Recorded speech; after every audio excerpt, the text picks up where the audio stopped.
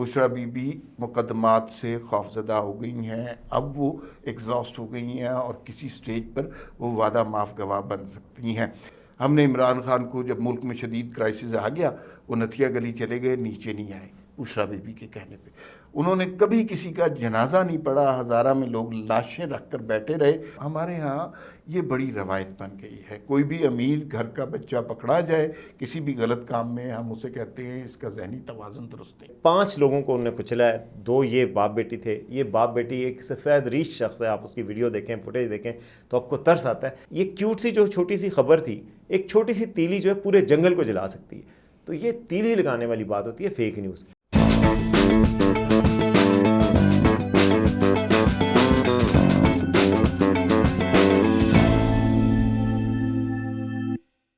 अस्सलाम वालेकुम, we talk के साथ मैं हूं वसीम अब्बासी। आज भी हम 3 इश्यूज़ पे बात करेंगे और 3 इश्यूज़ तीनों ही बड़े इंपॉर्टेंट हैं। एक तो बुशरा बीबी के हवाले से कि जी उनको 12 मुकदमात में 9 मई से रिलेटेड 12 मुकदमात में डिस्चार्ज कर दिया गया है। ये क्या वाक़या हुआ है और उसकी क्या इम्प्लिकेशंस होंगी, इस हवाले से बात करेंगे। दूसरा, सानिया कारसाज, एक और सानिया कारसाज के एक अमीरज़ादी ने एक गरीब बच्ची के ख्वाब छीन लिए, उसका वालिद छीन लिया, उसकी ज़िंदगी छीन ली और वो अब ये प्ली ली जा रही है कि जी वो जहनी तौर पर ठीक नहीं थी शायद और ये वजह थी।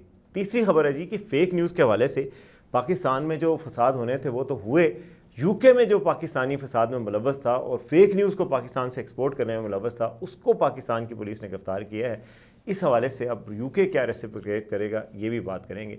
तो सबसे पहले मेरा ख्याल आते हैं बुशरा बीबी के हवाले से कि इस चीज़ को पीटीआई के लोग सेलिब्रेट कर रहे हैं कि जी 9 मई का बयानिया तो बिल्कुल ख़त्म हो गया है, बुशरा बीबी की डिस्चार्ज कर दिया गया है इंसदाद दहशतगर्दी की अदालत ने रावलपिंडी की 12 मुकदमात में जो 9 मई से रिलेटेड थे। ये कितनी बड़ी खबर है? ये इमरान खान साहब के लिए खुशखबरी है या बुरी खबर है? पीटीआई का सबसे बड़ा मसला ये है कि ये किसी भी खबर के ऊपर फ़ौरन मोटरसाइकिल को किक लगा के मिठाई की दुकान पे पहुंच जाते हैं और फिर उसी रफ्तार से वापस आते हैं। देखिए, अभी पिछले दिनों ट्रिब्यून की खबर आपने पढ़ी, उसमें खालिद महमूद साहब ने क्या लिखा। उन्होंने लिखा कि बुनियादी तौर पर जो फैज़ हमीद और इमरान खान के दरमियान राब्ता था वो एक शख्सियत थी और उसका नाम बुशरा बीबी था। फिर ये भी देखिए कि जैसे ही फैज़ हमीद साहब जेल में गए हैं, कोर्ट मार्शल हुआ, जेल में पता नहीं गए हैं कि कस्टडी में ले लिए गए हैं, तो उस सूरत हाल में इमरान खान साहब का सबसे पहला शक क्या हुआ? उन्होंने कहा कि फैज़ हमीद साहब जो है मेरे ख़िलाफ़ वादा माफ़ गवाह बन जाएंगे। वापस आ जाएं ट्रिब्यून की खबर पे, उसके एंड में क्या लिखा हुआ है, लास्ट पैराग्राफ में उसके अंदर लिखा हुआ है कि बुशरा बीबी मुकदमात से खौफजदा हो गई हैं, अब वो एग्जॉस्ट हो गई हैं और किसी स्टेज पर वो वादा माफ़ गवाह बन सकती हैं। मैं, आप या कोई आम आदमी किसी अदालत से एक मुकदमे में अगर रिहाई चाहते हैं, हमें दहाइयाँ लग सकती हैं, हमें कई बरस लग सकते हैं। तो इस सूरत हाल में एक ऐसी कंट्रोवर्शियल पर्सनैलिटी, उनको अचानक 12 मुकदमात में अगर रिहाई नसीब होती है, ज़मानत मिल जाती है, तो इसका मतलब है कि दाल में कुछ काला है। ये खबर अभी तो पीटीआई वाले सेलिब्रेट कर रहे हैं, लेकिन मुझे अंदेशा है उनके नुक्ता नज़र से कि एक दिन बुशरा बीबी प्रेस कॉन्फ्रेंस कर ही ना दे और उसके अंदर वो सारी बातें ना बता दे। फिर उसके बाद क्या बयानिया होगा, फिर क्या प्ली लेंगे, फिर मिठाई की दुकान की तरफ जाएंगे या कब्रिस्तान की तरफ जाएंगे, ये अभी नहीं पता। लेकिन ये बहुत बड़ी बात आप करें। देखिए, वो एक लॉयल वाइफ भी हैं, उनकी अहलिया इमरान खान साहब के साथ साथ रही हैं, जब वो अदालतों में जाते थे उसमें भी वो साथ जाते थे। इसलिए आप ये बात कहना, लोगों के लिए ये खबर बर्दाश्त करना आपकी मुश्किल होगा कि यार इतनी जल्दी कि वो वादा माफ़ गवाह बन जाएंगी, बड़ा फार फेच्ड किस्म का कंक्लूजन उनको अभी लगेगा। अच्छा, लेकिन ट्रिब्यून की स्टोरी में मुझे ये बड़ी दिलचस्प बात लगी थी। उन्होंने क्या कहा, और मुझे वैसे ये बात पहले से पता थी कि एक एहलकार थे जो कि जनरल फैज़ के साथ साथ होते थे, आर से उनका नाम शुरू होता है, और वो थे कि वो कई ख़बरों का पहले ही बता देते थे जनाब, अपनी इंटेलिजेंस की बुनियाद पे उनको बताते थे बुशरा बीबी को, और बुशरा बीबी जाके खान साहब को कहती थी कि देखें ये होने लगा है, और अगले दिन वो हो जाता था क्योंकि पहले से ही जनरल फैज़ ने बताया होता था बुशरा बीबी को, और खान साहब कहते थे कि देखें यार बहुत पहुंची हुई खातून है कि इन्होंने मुझे पहले बताया। ये उस खबर में है, ये खबर मैंने शेयर की थी तो लोग बड़ा वो नाराज़ हो रहे थे, लेकिन ये खबर थी, मैंने कहा, और ये खबर मुख्तलिफ ज़राए से कन्फर्म हुई है। अच्छा, अगर आपकी ये खबर की बात को अब मज़ीद आगे बढ़ाते हैं, बहुत सारे ऐसे, इमरान खान इंग्लैंड में पढ़े लिखे, एक बड़ी पॉश तरह से ज़िंदगी उन्होंने गुजारी है। हमने इमरान खान को क्या कुछ करते देखा है। ہم نے عمران خان کو جب ملک میں شدید کرائسس آ گیا وہ نتھیا گلی چلے گئے, نیچے نہیں آئے بشرا بی بی کے کہنے پہ.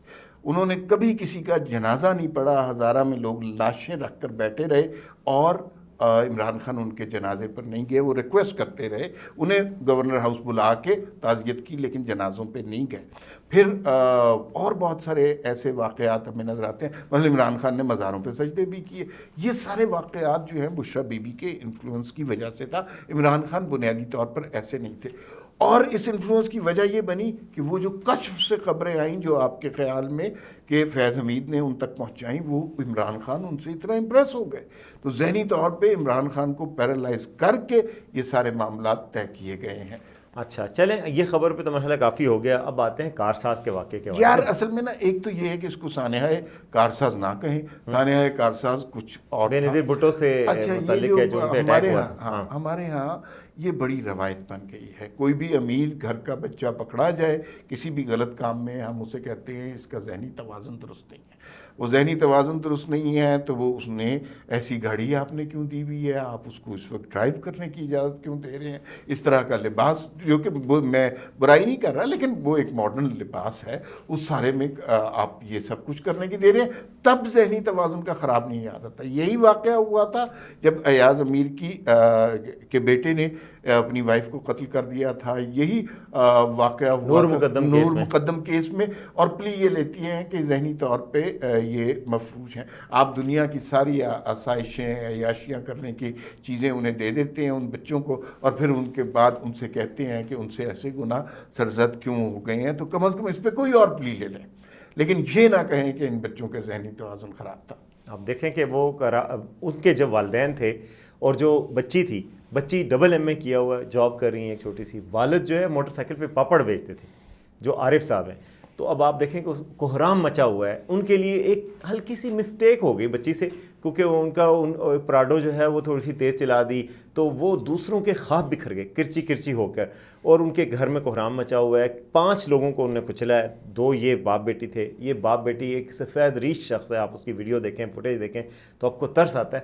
یہ کب تک ایسا ہوگا؟ اگر شاہ رخ جتوئی کو سزا مل جاتی, اگر اس طرح سندھ میں خاص طور پہ یہ ہے کہ جو وڈیرے ہیں وہ بچ جاتے ہیں, یہ کیوں نہیں ہے کہ لا اپنا کورس لے اور اسٹیٹ ایک مدعی بنے اور اس طرح کے واقعات کو اس طرح نہ جانے دے کہ یار کوئی ذہنی اس کا لے لے, کوئی دیت کے قانون کا سہارا لے لے, کس طرح لے لے. یہ مجھے بھی خدشہ لگ رہا ہے کہ یہ ہو جائے گا. دیت کی دفعات بھی بائی دا وے اس میں شامل کی گئی ہیں. آج وکیل جو پیش ہوئے, وکیل نے کہا جی ہماری مریضہ کی ذہنی حالت بہت خراب ہے, جنہوں نے کیا وہ نتاشا ہیں اور وہ بہت بڑے بزنس مین ہیں, ان کی وائف ہیں, گل احمد کے ساتھ تعلق ہے ان کا, ان کی گاڑی کا نمبر دیکھا جائے تو اس میں پتہ چلتا ہے. تو یہ سارا کچھ ان کا تعلق اور یہ سارا کچھ اثر رسوخ ہے جس کی وجہ سے یہ ہو رہا ہے. اچھا اسی دوران جی عمار صاحب آج ایک بڑی خبر یہ بھی آئی گرفتاری کے حوالے سے کہ پاکستان نے ایک ایسے شخص کو گرفتار کیا جو یو کے میں فیک نیوز پھیلا کر یو کے میں فسادات کا ذمہ دار ٹھہرا. اس سے پہلے ایک یو کے کا چینل ہے جس نے ان کو ٹریک ڈاؤن کیا تھا, فرحان آصف ان کا نام ہے, اور وہ لاہور میں ایک پوش علاقے میں رہتے ہیں. وہاں جا کے پوچھا ان سے, مجھے حیرت اس بات پہ ہوئی کہ ان سے جب وہ رپورٹر نے پوچھا یو کے چینل کے کہ بھائی آپ کو پتہ ہے کہ آپ نے فیک نیوز دی جس کی وجہ سے یو کے میں تباہی پھیل گئی, فسادات ہوئے, مساجد پہ حملے ہوئے, لوگ ایک دوسرے سے گتھم گتھا ہوئے. تو انہوں نے کہا بھائی ہم نے تو ایک چھوٹی سی خبر دی تھی, لوگ خود تصدیق کر لیتے, لوگ سمجھ لیتے, ہماری وجہ سے تھوڑی ہوا. جو فساد کرنے والے ہیں ان سے پوچھیں آپ, ہم نے تو صرف خبر دی. میرا موقف اس پہ یہ ہے سر کہ یہ تیلی کتنی چھوٹی ہوتی ہے, کیوٹ سی ہوتی ہے. یہ کیوٹ سی جو چھوٹی سی خبر تھی, ایک چھوٹی سی تیلی جو ہے پورے جنگل کو جلا سکتی ہے. تو یہ تیلی لگانے والی بات ہوتی ہے فیک نیوز.